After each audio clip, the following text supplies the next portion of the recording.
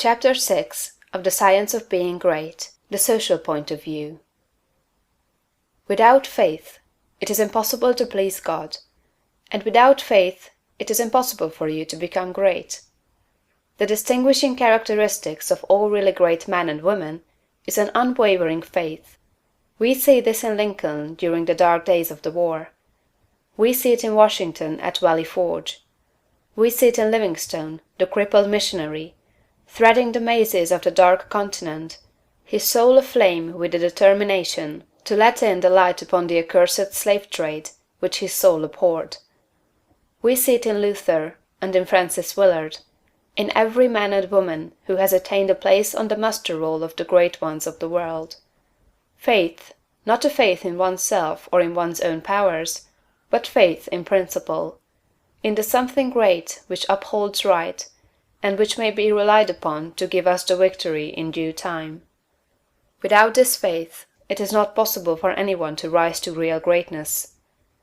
The man who has no faith in principle will always be a small man. Whether you have this faith or not depends upon your point of view. You must learn to see the world as being produced by evolution, as a something that is evolving and becoming, not as a finished work. Millions of years ago, God worked with very low and crude forms of life, low and crude, yet each perfect after its kind. Higher and more complex organisms, animal and vegetable, appeared through the successive ages. The earth passed through stage after stage in its unfolding, each stage perfect in itself, and to be succeeded by a higher one. What I wish you to note is that the so-called lower organisms are as perfect after their kind as the higher ones. That the world in the Eocene period was perfect for that period. It was perfect, but God's work was not finished. This is true of the world today. Physically, socially, and industrially, it is all good, and it is all perfect. It is not complete anywhere or in any part, but so far as the handiwork of God has gone, it is perfect. This must be your point of view, that the world and all it contains is perfect, though not completed. All's right with the world. That is the great fact. There is nothing wrong with anything. There is nothing wrong with anybody. All the facts of life you must contemplate from this standpoint. There is nothing wrong with nature. Nature is a great advancing presence working beneficently for the happiness of all. All things in nature are good. She has no evil. She is not completed, for creation is still unfinished, but she is going on to give to man even more bountifully than she has given to him in the past. Nature is a partial expression of God, and God is love. She is perfect, but not complete. So it is of human society and government. What though there are trusts and combinations of capital and strikes and lockouts and so on? All these things are part of the forward movement. They are incidental to the evolutionary process of completing society. When it is complete, there will be harmony. But it cannot be completed without them. J.P. Morgan is as necessary to the coming social order as the strange animals of the age of reptiles were to the life of the succeeding period, and just as these animals were perfect after their kind, so Morgan is perfect after his kind. Behold, it is all very good. See government and industry as being perfect now, and as advancing rapidly toward being complete. Then you will understand that there is nothing to fear, no cause for anxiety, nothing to worry about. Never complain of any of these things. They are perfect. This is the very best possible word for the stage of development man has reached. This will sound like rank folly to many, perhaps to most people. What, they will say, are not child labor and the exploitation of men and women in filthy and unsanitary factories evil things? Aren't saloons evil?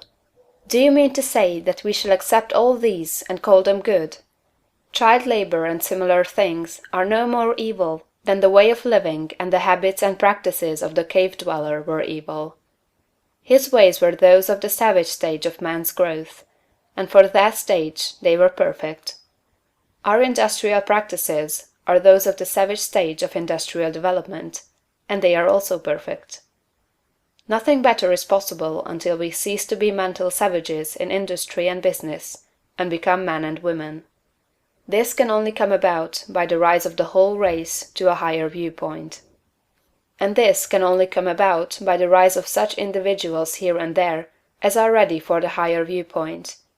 The cure for all this inharmoniousness lies not with the masters or employers, but with the workers themselves. Whenever they reach a higher viewpoint, whenever they shall desire to do so, they can establish complete brotherhood and harmony in industry. They have the numbers and the power. They are getting now what they desire. Whenever they desire more in the way of a higher, purer, more harmonious life, they will receive more. True, they want more now, but they only want more of the things that make for animal enjoyment, and so industry remains in the savage, brutal, animal stage. When the workers begin to rise to the mental plane of living, and ask for more of the things that make for the life of the mind and soul, industry will at once be raised above the plane of savagery and brutality. But it is perfect now upon its plane. Behold! In fact, it is all very good. So it is true of saloons and dens of vice. If the majority of the people desire these things, it is right and necessary that they should have them. When the majority desires a world without such discords, they will create such a world. So long as men and women are on the plane of bestial thought, so long the social order will be in part disorder, and will show bestial manifestations. The people make society what it is, and as the people rise above the bestial thought, society will rise above the beastly in its manifestations. But a society which thinks in a bestial way must have saloons and dives. It is perfect after its kind, as the world was in the Eocene period, and very good. All this does not prevent you from working for better things. You can work to complete an unfinished society, instead of to renovate a decaying one. And you can work with a better heart and a more hopeful spirit. It will make an immense difference with your faith and spirit, whether you look upon civilization as a good thing that is becoming better, or as a bad and evil thing that is decaying.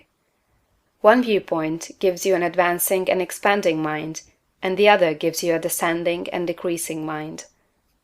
One viewpoint will make you grow greater, and the other will inevitably cause you to grow smaller.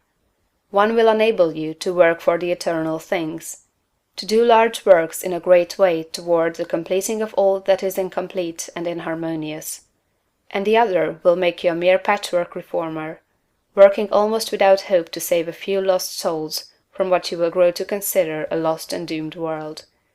So you see it makes a vast difference to you, this matter of the social viewpoint. All's right with the world. Nothing can possibly be wrong but my personal attitude, and I will make that right. I will see the facts of nature and all the events, circumstances, and conditions of society, politics, government, and industry from the highest viewpoint. It is all perfect, though incomplete. It is all the handiwork of God.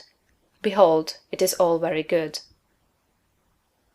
End of chapter 6.